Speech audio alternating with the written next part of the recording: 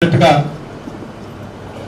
Majority సాధిస్తే ఈ విజయం ఈ పట్టభద్రుల ఎమ్మెల్సీ ఎన్నికల్లో మొట్టమొదటిసారిగా ఈ ప్రాంతంలో ఈ నియోజకవర్గం నుంచి గెలిచి ఆ తల్లి సోనియా గాంధీ గారికి ఒక కానుకగా పంపిద్దాం మీ అందరి ఆశయాలను ఆ తల్లి సోనియా గాంధీ ద్వారా ఈ పట్టభద్రుల మేధావి వర్గం అంతా ఇవాళ కాంగ్రెస్ పార్టీ వైపు ఉందని ఒకసారి వినిపించుదామని చెప్పి మీ అందరికి తెలియజేసుకుంటాను సోదరులారా.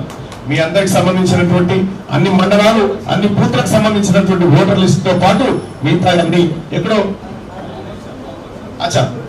ఇవాళ సిపిఎం సిపిఐ పార్టీలు కూడా వాళ్ళతో కూడా కలిసి పనిచేసుకోవాల్సినటువంటి అవసరం ఉంది. ఎందుకంటే వాళ్ళు ఇండియా కూటమిలో భాగంగా ఉండి పట్టభద్రుల ఎమ్మెల్సీ ఎన్నికల్లో కూడా వాళ్ళు కాంగ్రెస్ పార్టీకి మద్దతు ఇస్తున్నామని చెప్పి వాళ్ళ లేఖలు విడుదల చేసి వాళ్ళ అధిష్టానం అంతా అంగీకరించింది. కాబట్టి సిపిఎం సిపిఐ పక్ష నాయకులకు అలాగే తెలంగాణ జనసమితికి ప్రత్యేకంగా కాంగ్రెస్ పార్టీ అభ్యర్థిగా నేను ధన్యవాదాలు తెలియజేస్తా ఉన్నా.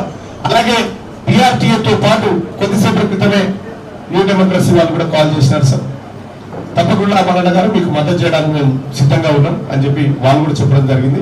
ఇట్లా ఉపాధ్యాయ సంఘాలు ఉద్యోగ సంఘాలు అన్ని కూడా ఇవాళ కాంగ్రెస్ పార్టీకి మద్దతు చేస్తా ఉన్నాయి. మేము ఈ కోదాడ కేంద్రం నుంచి హామీ ఇస్తా ఉన్నాం. ఏవైతే నిరుద్యోగుల విషయంలో కేసీఆర్ చేసినటువంటి అన్యాయం కాంగ్రెస్ పార్టీ కొనసాగించదు.